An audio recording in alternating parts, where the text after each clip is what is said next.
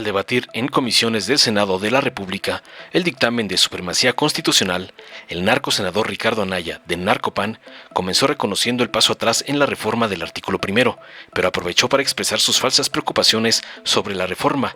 Espetó que Morena, aunque ganó la elección, no representaba a todo el pueblo, ya que un 46% no votó por ellos. Luego criticó demagogo lo que consideraba una confrontación del gobierno con el Poder Judicial, afirmando que la reforma propuesta dizque evitaría que las reformas constitucionales se impugnaran, lo cual podría tener consecuencias graves, como eliminar cualquier recurso legal, incluso si las reformas resultaran abusivas, como legalizar la esclavitud. Finalmente alertó sobre posibles situaciones en las que cambios importantes podrían aprobarse sin el debido proceso, lo que pondría en riesgo la democracia según sus delirios y alucinaciones. Tras oír las falacias y sandeces del prófugo gato del señor X, Andrea Chávez de Morena respondió con contundencia e ironía a las hipócritas preocupaciones de Anaya, refutando la idea de que Morena legalizaría prácticas como la esclavitud o la tortura, aludiendo a las críticas que el PAN había enfrentado en el pasado, como el outsourcing o los casos de tortura durante la gestión de Genaro García Luna. Chávez destacó tajante las contradicciones dentro del PAN, señalando que miembros de su partido, incluidos sus legisladores en Chihuahua, habían apoyado algunas reformas del gobierno actual, como la Guardia Nacional. Con este argumento evidenció la hipocresía en las críticas de Anaya hacia Morena, defendiendo la postura de su partido y cuestionando la coherencia interna del PAN. Veamos enseguida cómo Andrea Chávez acaba con Ricky Riquín Canallín por defender al poder perjudicial de Norma Rapiña, como le ordenó su patrón, el narcoampón Claudio X González. Tiene el uso de la palabra el senador Ricardo Anaya Cortés, a nombre de la fracción parlamentaria del Partido Acción Nacional. Muchas gracias, presidente.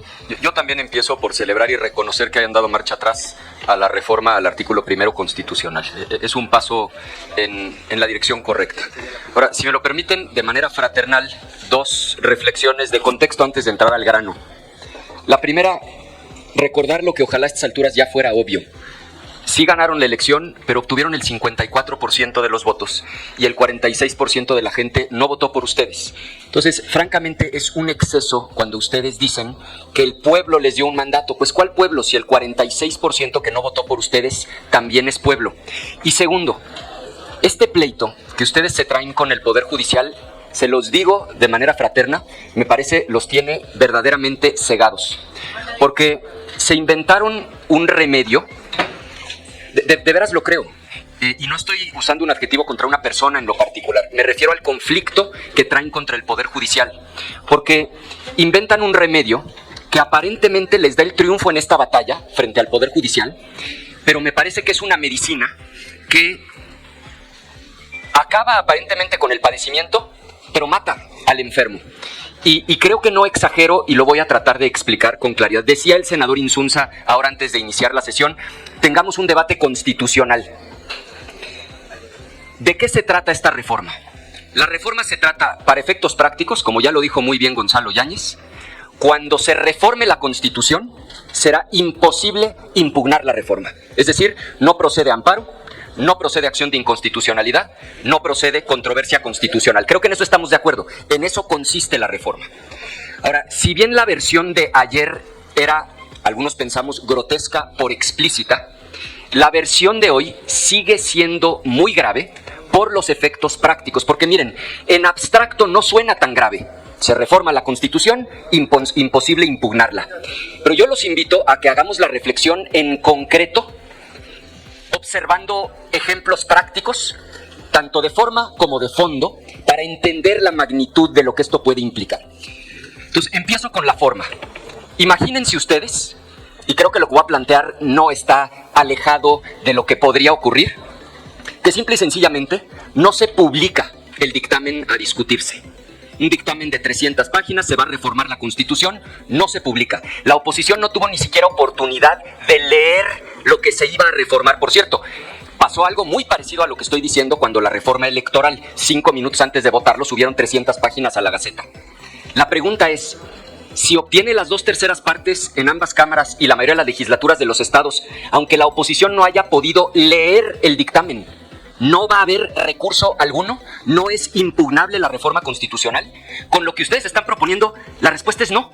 Segundo ejemplo de forma. No se alcanzan las 2/3 partes. Acuérdense que antes de que ustedes obtuvieran el voto 86, llegaron a declarar, hay versiones públicas de esto, de que 85 en una de esas hiciera mayoría calificada. ¿Qué hubiera pasado si la presidencia de la Cámara hubiera cantado la mayoría calificada con 85 votos? Y otra vez, no estoy planteando aquí la magnificación apocalíptica, estoy poniendo un caso concreto. Una mesa directiva canta una mayoría calificada con 85 votos. O con 80 o con 79. Lo que ustedes están planteando es que no es impugnable, no existe vía. Ustedes están poniendo de manera expresa: no hay amparo, no hay controversia, no hay acción de inconstitucionalidad. Tercer y último ejemplo, se manda a las entidades federativas y uno de los estados la aprueba sin quórum. Hay video de la sesión, no hubo quórum. No va a ser impugnable, a pesar de que es evidente que no se cumplió con lo que establece el 135. Paso ahora a tratar de poner un par de ejemplos que ya no son de forma sino de fondo. Decía un ministro de la Corte recientemente en una sesión, decía, pero a ver, entonces, si se estableciera en la Constitución la tortura, los azotes, la pena de muerte, la esclavitud, prohibir el voto de las mujeres, ¿en serio? Si se obtienen las 2/3 partes en ambas cámaras y mayoría en las legislaturas de los estados, ¿no existe recurso legal alguno? De ese tamaño es el problema que muchos estamos viendo. Por eso sostenemos que no es viable en una democracia el que no exista un tribunal constitucional. Si ustedes en esta reforma estuvieran creando un tribunal constitucional, bueno, por lo menos se estarían haciendo cargo de que alguien pueda revisar lo que acabo de exponer. Pero simplemente decir de un plumazo, nunca, por ningún motivo, bajo ninguna circunstancia, procede acción legal alguna contra reforma constitucional, hace posible todo lo que acabo de exponer. Y miren, yo sé que muchas y muchos de ustedes van a decir: nosotros en Morena no vamos a cometer esos excesos, nosotros no vamos a cometer esas barbaridades. Yo nada más les recuerdo que no estamos discutiendo los estatutos de Morena, estamos discutiendo la Constitución mexicana, y esta Constitución va a aplicar con ustedes y con quien esté en el futuro. Y les recuerdo que en 2019... Anaya, concluyo en un minuto. En 2019 fue electo Bolsonaro. 2 años antes era impensable que un perfil así llegara al gobierno de Brasil.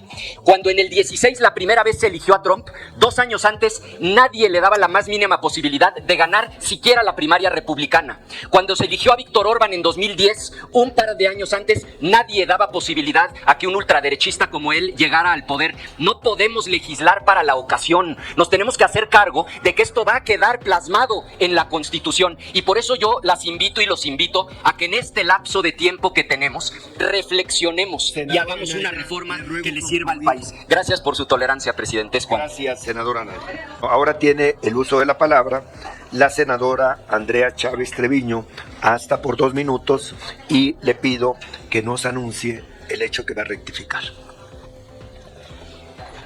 Sí, presidente, quiero rectificar el hecho de que vamos a legalizar la esclavitud y que la vamos a elevar a rango constitucional. Miren, hablan de que legalizaremos la esclavitud los mismos que reformaron las leyes y la propia Constitución para legalizar el outsourcing, la esclavitud moderna. Hablan de que vamos a legalizar la tortura, cuando no estando en la Constitución, su secretario de Seguridad Pública, Genaro García Luna, torturaba en manos de Luis Cárdenas Palomino a Florence Cassés e Israel Vallarta mientras montaban una escena que se televisó. Hablan de la pena de muerte en la Constitución, mientras que no estando en este documento, Calderón dijo que a los chicos víctimas de Villas de Salvarcar los habían matado por pandilleros y que se lo merecían. Fíjense nada más, porque me queda un minuto. Dicen que con el compañero de Acción Nacional que ha acompañado las reformas constitucionales del movimiento de la Cuarta Transformación, hay un pacto de impunidad y no se dan cuenta que están reconociendo veladamente entonces que a sabiendas pusieron a un delincuente por candidato.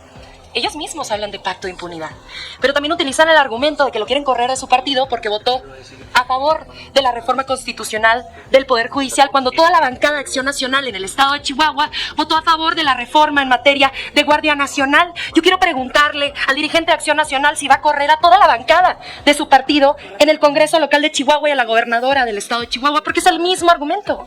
Esa es la pregunta que yo tengo. Simplemente espero haya quedado ratificado el hecho. Muchas gracias. Gracias, senadora, gracias. Sí.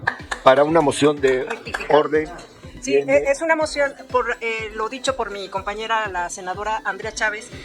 Yo lo que no quisiera es que se descontextualice, porque pareciera que al momento de afirmar que nosotros estamos legislando a favor de la esclavitud, no es No el es, grupo parlamentario claro. de Morena, Exacto. es algo dicho por ella, pero sobre todo porque, miren, como están las redes, lo que ella ha dicho, si sale a cuadro, pues yo Del PAN, me sí refiero al PAN. sugeriría que fuera cuidadoso y que salga, que se evitara salir ese... Es que lo dijeron ellos los del PAN. Gracias. Dale en me gusta, suscríbete, activa la campanita y compártelo para que más gente lo vea.